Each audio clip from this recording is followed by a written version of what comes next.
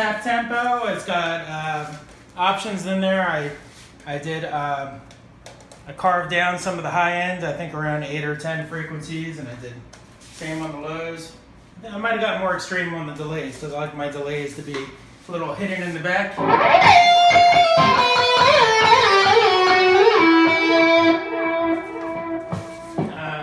Here's a phaser.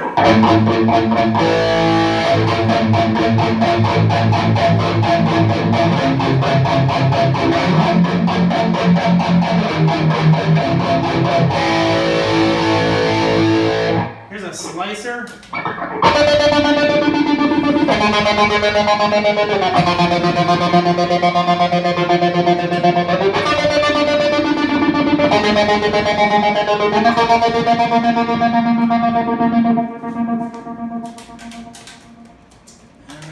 Yeah, pretty awesome.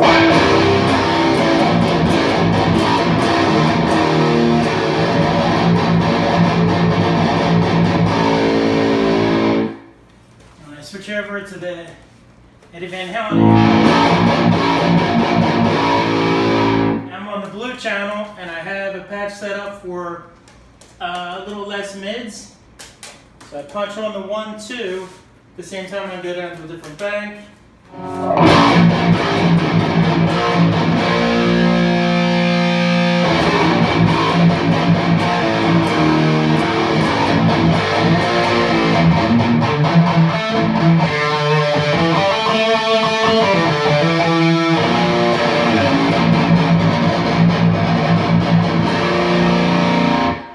go back up to the one with full, the mids are normal.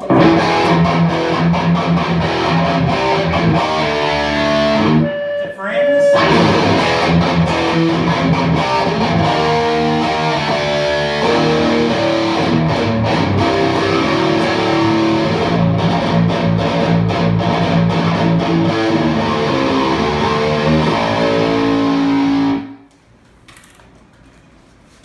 Here's a quick rig rundown jam. I have the Kiesel KM7 multi-scale, XVive wireless. I moved my pedal board over. You can see behind all that stuff is my Wi-Fi back there. And when I had the pedal board just moved over another foot or two, it was getting some dropouts. So I moved it over here. It seems to be cool. I have that older Volto pedal train powering up the MXR pedal. Just a slight gain, sliver of gain. That Volto actually will power up this ms-3. And I wanted to show you, so the 4-cable method for the ms-3, so you can use your overdrives, like a phaser in front of the amp, and then in the loop of the amp, delays and reverb. So it's a little, it's not intuitive.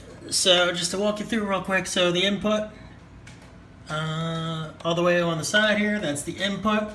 And then in loop 1, you send the green, that's going to the input of the amp. So it's not the output over here, you're sending a loop. Loop number 1, it's sending to the amp. And then this yellow cable is actually, the output is going to the effects serial return in the amp. And the blue is from the send. So that's how I have that hooked up, and when I had it hooked up previously, it wasn't right at all when I had just the output going out of here into the amp and then the loop going into the loop of my amp. It kind of worked, but it kind of was horrible, probably doing bad things.